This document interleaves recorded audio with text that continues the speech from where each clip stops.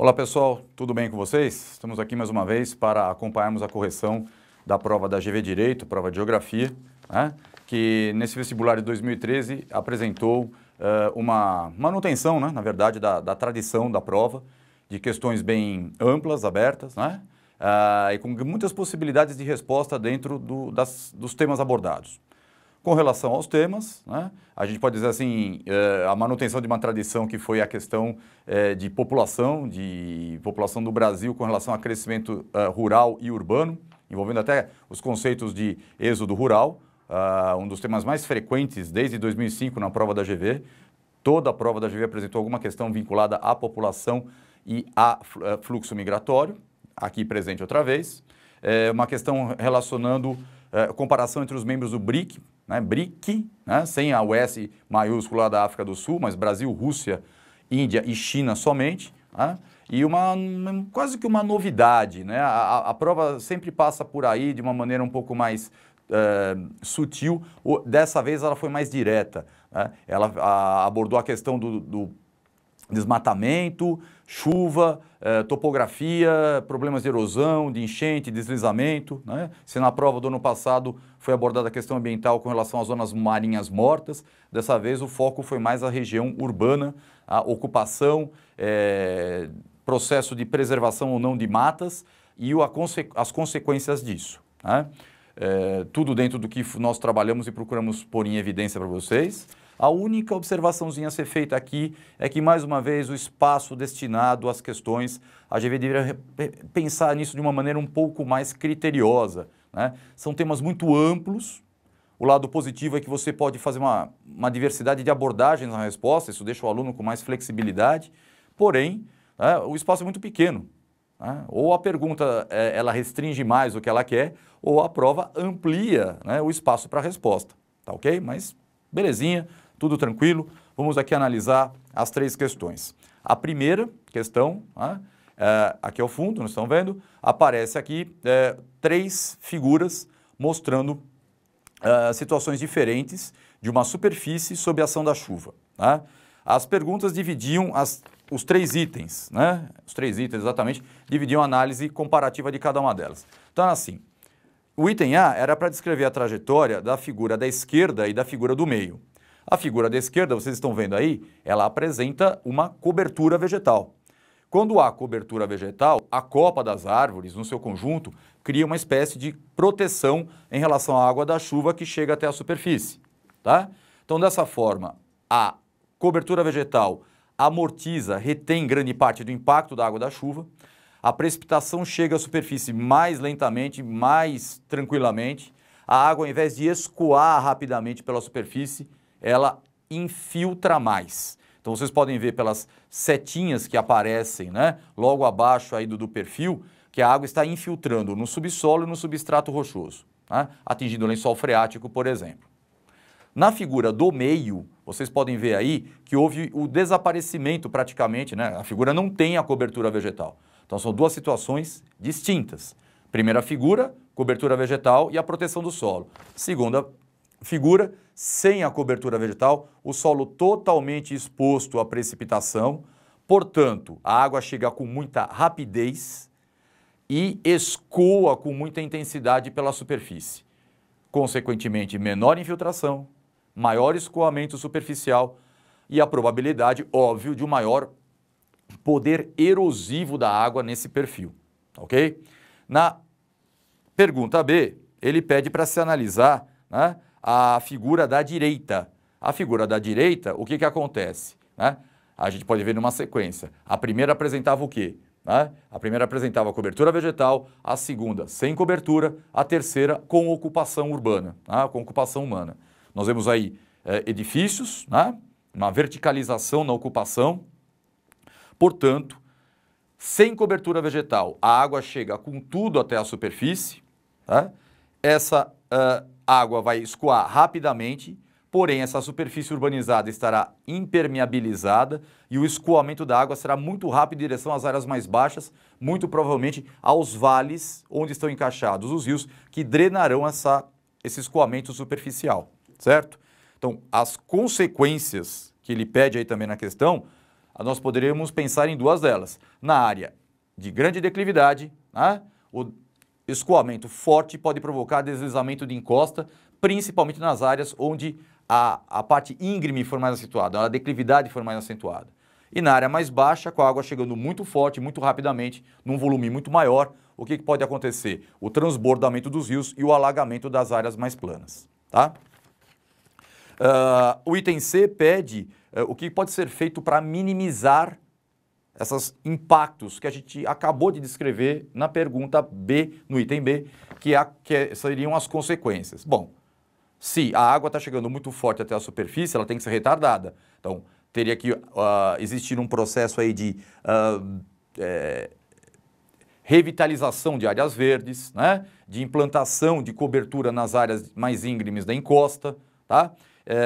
Tirar um pouco a impermeabilização do solo, menos asfalto, mais cobertura vegetal, e nas áreas mais baixas dos vales, garantir que o leito dos rios não seja uma área de acúmulo de sedimentos, né? Aí seria um processo natural, seria o assoreamento natural, ou um assoreamento provocado pelo despejo de esgoto. Então, a necessidade de dragagem constante do leito dos rios para que houvesse mais espaço e a água fluísse, impedindo o transbordamento deles e a ocorrência das enchentes.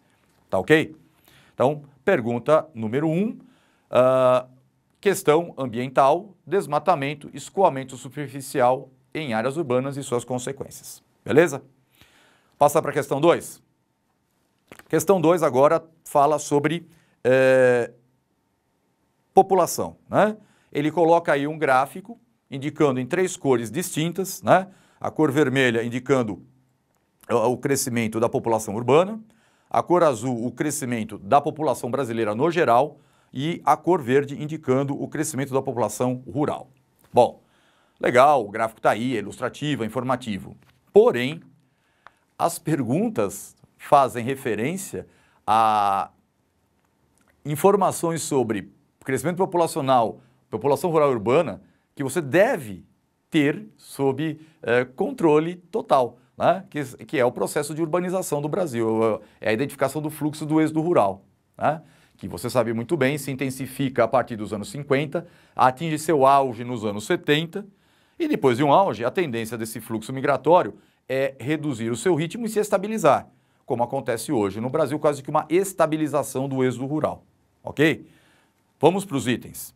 O item A pede para que, desde a década de 70, né, a população rural está diminuindo em relação à população total, em termos relativos. O que é que explica esse fenômeno? Simples, direto, tá? A população rural está diminuindo porque está se chegando ao ponto em que a maioria dos brasileiros está se deslocando e vivendo em áreas urbanas. Em 1970, o Brasil se torna um país urbano. Então, de 1970 e no decorrer da década, o que vai acontecer? Vai acontecer que o Brasil terá a maior parte dos seus habitantes nas cidades. Tá? Lógico que a tendência é a diminuição da população rural, ok? O maior trabalho dessa questão seria dividir as respostas, né? Aquilo que a gente comenta muitas vezes numa prova discursiva. Você começa a dissertar sobre o tema, e você vai. Opa, peraí, mas a pergunta eu só queria saber da população rural. Agora, obviamente, a pergunta vai vir da população urbana. Item B. O ritmo de crescimento da população urbana vem diminuindo. Vem diminuindo quando? Ele fala aí, desde a década de 60. Claro, porque a década de 60 vai conduzir ao auge da urbanização nos anos 70. Depois urbanizou, ok, continua crescendo, mas num ritmo menor, né? Lógico, o ritmo vai reduzir porque já se atingiu a urbanização. Tá? A gente vai ter, daí em diante, não mais um ritmo de crescimento, mas um ritmo de redução e estabilização até o ponto em que se chegar a uma estagnação do êxodo rural, onde o deslocamento campo-cidade vai ser praticamente desprezível, ok? Hoje, só para lembrar, hoje o Brasil apresenta uma população urbana já de mais de 80%, quase 84%, né, dos brasileiros morando em cidades, ok? Letra C, para fechar.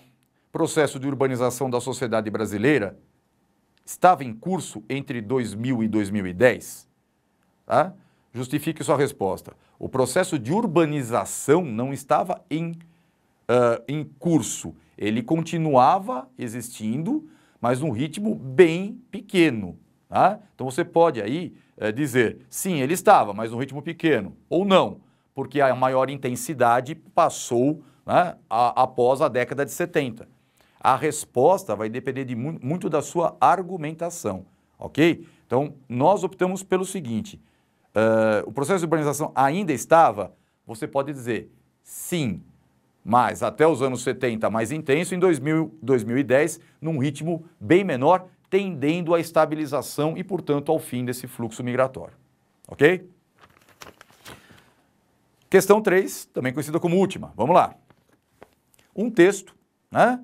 Leia o seguinte texto. Beleza, o texto vai falar do G7, do G20, da Organização Mundial do Comércio, da ONU, né? E dos BRICS. Aí você, relação entre elas. Aí a pergunta é específica. Né? Nesse caso, foi o que a gente acabou de comentar no início. Cria-se uma expectativa de algo extremamente amplo, fecha a pergunta em cima do BRIC.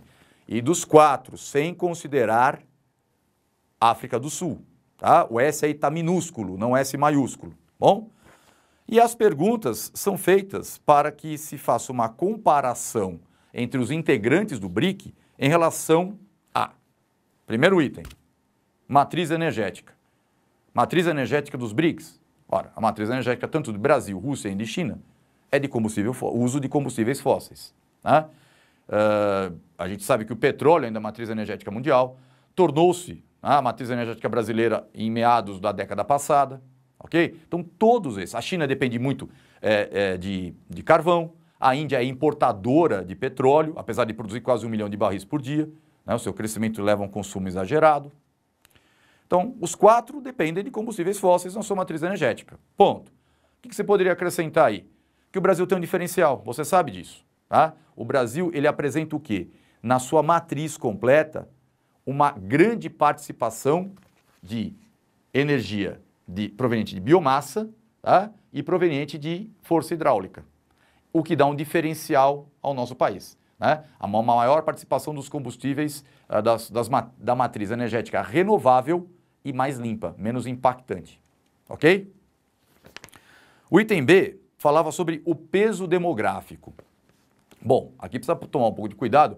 Peso demográfico só, peso demográfico em relação a alguma coisa, né? Como a economia. Vamos optar pelo aspecto mais direto. Peso demográfico mundial. Índia e China, ou melhor, né? Vamos colocar na ordem aqui. Né? China primeiro, Índia segundo, são as 2 maiores populações do mundo. Juntos, China e Índia têm cerca de 40% da população mundial. Tá? Então, eles se diferenciam dos outros 2, da Rússia e do Brasil, como se diferenciam do resto do mundo. Tá? Brasil e Rússia não têm menos de 200 milhões de habitantes. Tá? Então, se a gente for pensar em 200 milhões, é 7 vezes menos praticamente que a população chinesa. Então, é muito diferente a população absoluta desses países. No caso específico, então, de Brasil e Rússia, né, essas populações representarão um menor peso com relação à economia desses países. Né? Os jovens, as pessoas que estão ingressando no mercado de trabalho, são em um número mais equilibrado, mais proporcional em relação ao crescimento desses países emergentes.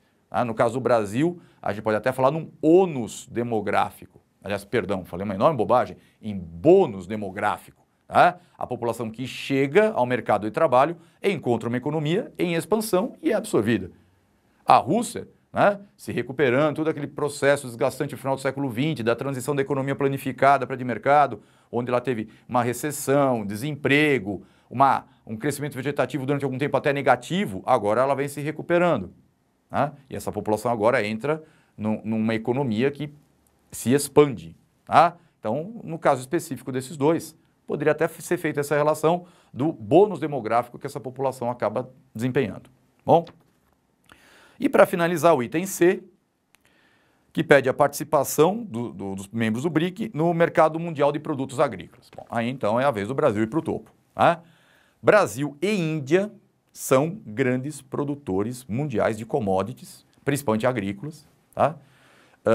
Junto com a África do Sul, que não está inserida aí nesse BRIC, mas estes 3 países, durante o contexto da rodada de Doha, formaram ou lideraram, melhor dizendo, um grupo, tá, de mais de 20 membros chamado G20 Comercial, que lutava contra os subsídios e protecionismo, principalmente da União Europeia e dos Estados Unidos.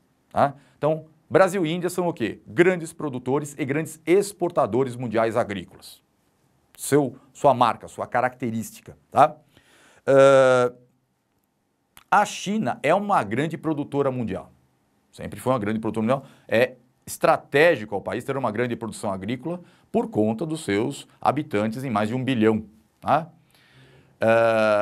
Atualmente, a gente deve olhar a China como o seguinte: é um emergente, é membro do BRIC, mercado interno fortalecido, aumento de consumo interno. Então, a China é uma grande produtora e, por conta da sua grande população e da expansão do seu mercado interno, hoje ela é uma importadora e, inclusive, até de produtos agrícolas brasileiros. Então, ela tem essa particularidade, essa especificidade. Né? A Rússia ela não é uma tradicional exportadora agrícola. É um país gigantesco, é o maior país do mundo em extensão territorial, mas todos nós sabemos que, pelas limitações naturais, né, do clima muito frio, do clima polar, o território russo é muito restrito para a ocupação agrícola. Apesar disso, é um grande produtor mundial de grãos, mas não é um tradicional exportador. Principalmente quando se refere a trigo, tudo bem, vai aparecer a Rússia até como exportador, mas não é um tradicional exportador agrícola. Se a questão das commodities tivessem a questão do petróleo ou do gás natural, ok. A gente sabe da importância da Rússia na questão da exportação de gás para a União Europeia, grande produtora de petróleo, mas na questão agrícola ela não apresenta uma tradição. Pode até exportar em alguns momentos, mas classificar a Rússia como exportadora agrícola não cabe tanto quanto cabe a Brasil e Índia. Ok? Muito objetiva nesse aspecto, né? Você teria muitos caminhos para chegar a isso. Mais uma vez, lembrando que vale muito mais a argumentação de como você construiu a sua resposta do que a gente chegar aqui para você falar: olha, gente, a resposta certa é esta. Tá? A gente procurou dessa maneira dar alguns caminhos que vocês poderiam ter seguido. Ok? Estamos aqui torcendo por ótimos resultados para vocês, que acredito eu que virão e com muita felicidade. Tá bom? Até mais. Boa sorte a todos.